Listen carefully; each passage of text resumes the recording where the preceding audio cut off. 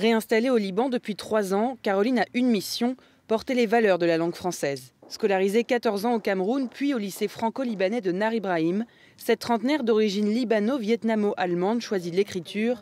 À travers ses textes, elle promeut une francophonie enrichie de ses mélanges. Finalement, la francophonie, c'est une langue qui permet une entente, c'est une langue qui permet une cohésion. Et la cohésion, elle est enrichie quand on a des individus qui arrivent de backgrounds différents. Et donc pour moi, la francophonie que je défends aujourd'hui, c'est vraiment la francophonie de tous les milieux, de toutes les origines. Avec un premier ouvrage en 2016, elle est aussi l'auteure de recueils de proverbes illustrés. Objectif, faire connaître davantage leur héritage aux petits Libanais. C'est un livre qui est très ludique, pas seulement dans le sens où il donne des notions sur les proverbes, il donne des notions de géographie qui sont assez poussées.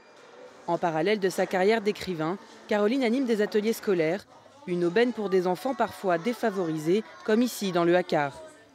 Alors là, Fatima, elle est en train d'écrire une phrase qu'elle a elle-même pensée.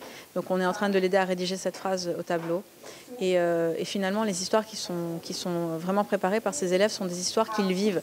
C'est vraiment des histoires qu'ils vivent à la maison, que ce soit de la violence, que ce soit des parents qui empruntent de l'argent et qui doivent rendre de l'argent avec des dettes. Sa présence est devenue indispensable. Les élèves, ils savent qu'elle vient le samedi, donc ils sont là quand est-ce qu'elle arrive, Caroline. Elle a créé avec eux un lien avec, en peu de temps. Ils ont confiance en elle, ils leur demandent des choses, peut-être ils ne le demandent pas à nous, à leurs parents. Au Liban, pour beaucoup, la francophonie reste une lueur d'espoir. Caroline est bien déterminée à continuer de la défendre.